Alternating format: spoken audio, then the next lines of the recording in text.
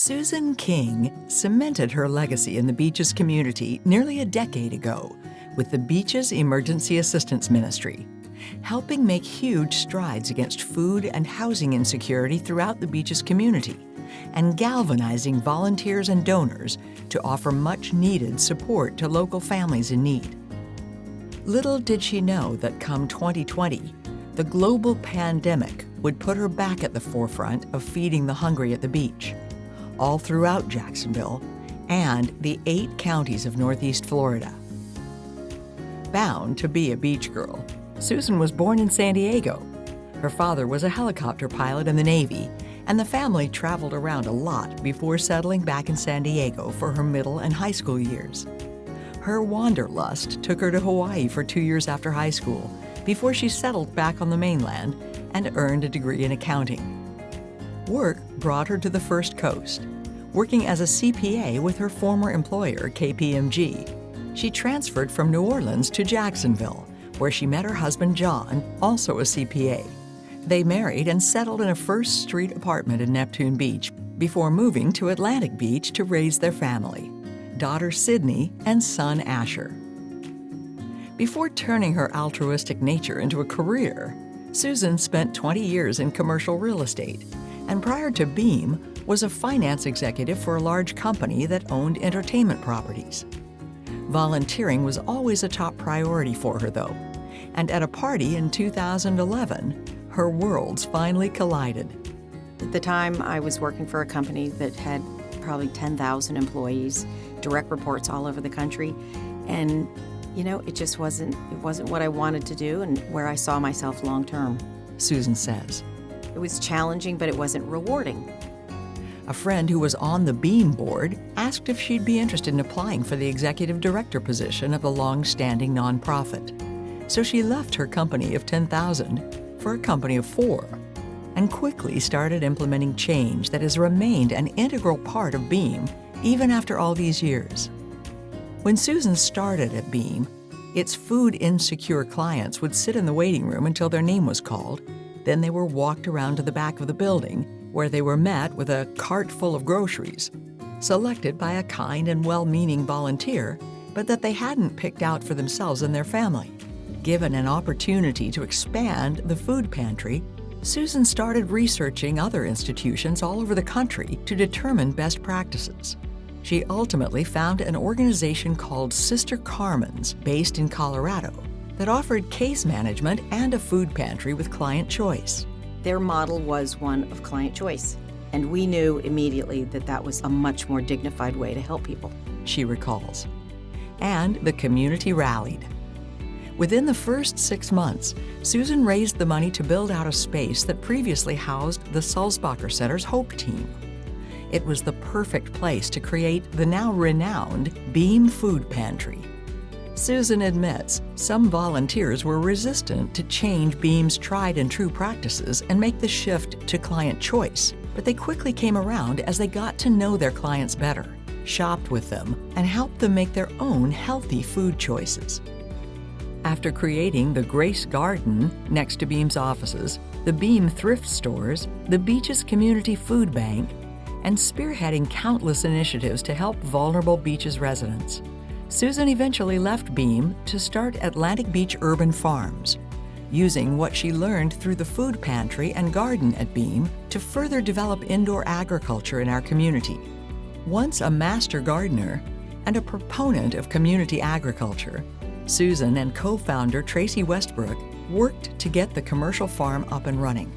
But once again, the nonprofit world called.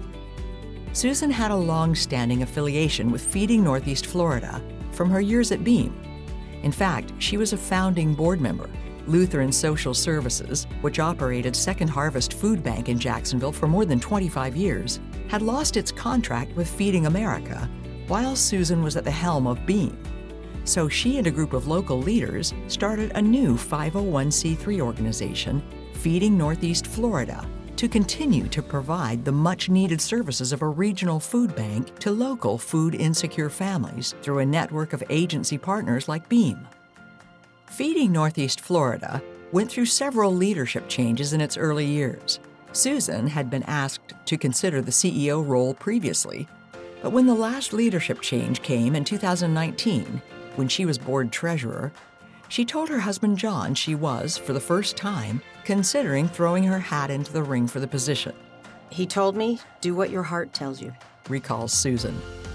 Only minutes later, a Feeding Northeast Florida friend and fellow board member called her to ask if she would take the job, and after much thought, she enthusiastically accepted.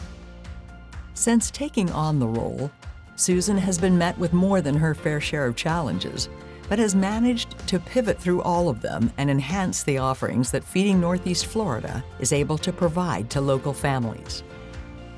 Hurricane Dorian threatened Northeast Florida in September 2019, the month after Susan became CEO. This event was a stark reminder of her long-held conviction that a community must have a strong food bank to deal with food insecurity on a day-to-day basis and to be an essential part of disaster recovery in times of need. Then, in March of 2020, just as the reality of an impending pandemic was setting in, she got a surprise call from the players saying they were canceling play at the always popular golf tournament and asking if she had space to accept all the food that would have been served in the TPC clubhouse over the weekend of the tournament. Thanks to a recently donated extra warehouse, complete with an expansive cooler and freezer, Susan was able to accept. Unfortunately, commercial/catered packaging was nearly impossible for the food bank to distribute.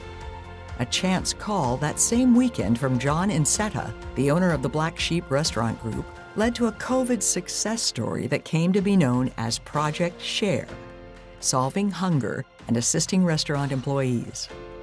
Together, Susan and John teamed up to utilize donated commercially packaged food, empty restaurant kitchens, furloughed restaurant staff, and Feeding Northeast Florida's broad distribution network to solve a serious problem resulting from the new COVID lockdowns. Thousands of seniors living in low-income subsidized housing facilities who now lacked safe access to feeding sites and grocery stores. Within 3 weeks, a total of 9 restaurant kitchens and Florida Blues campus food service provider had joined the effort. Over the course of the next 10 months, 78 laid-off kitchen staff were employed as independent contractors by Feeding Northeast Florida, while another 40 Florida Blue food service workers remained employed by Florida Blue. Incredibly, nearly 650,000 meals were delivered to homebound seniors in multi-unit facilities, providing both healthy fresh meals and connectivity during a time of isolation from loved ones. Susan is also very happy to report that the many local restaurants that pitched in to help prepare those meals have successfully reopened. During the first months of COVID, many agency partners struggled to remain open with no volunteers and limited staff. In response, Feeding Northeast Florida added hundreds of mobile distributions each month to clients at the beaches and beyond through limited agency staff and drive-through distributions.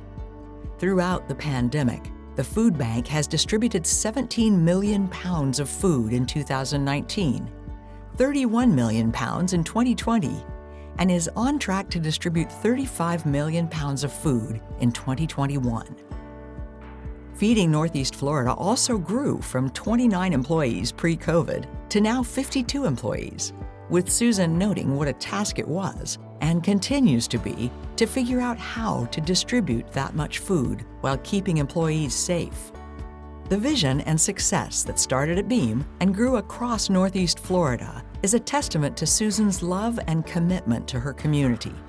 Still the consummate accounting professional, Susan says one of the most important factors of her legacy is that Beam is financially successful.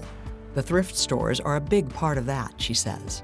Her 82-year-old mother still volunteers at Beam, and she says she very much misses the organization's passionate volunteers with whom she worked during her time there. Beam did such great work during COVID, and it remains an integral part of the fabric of the beaches.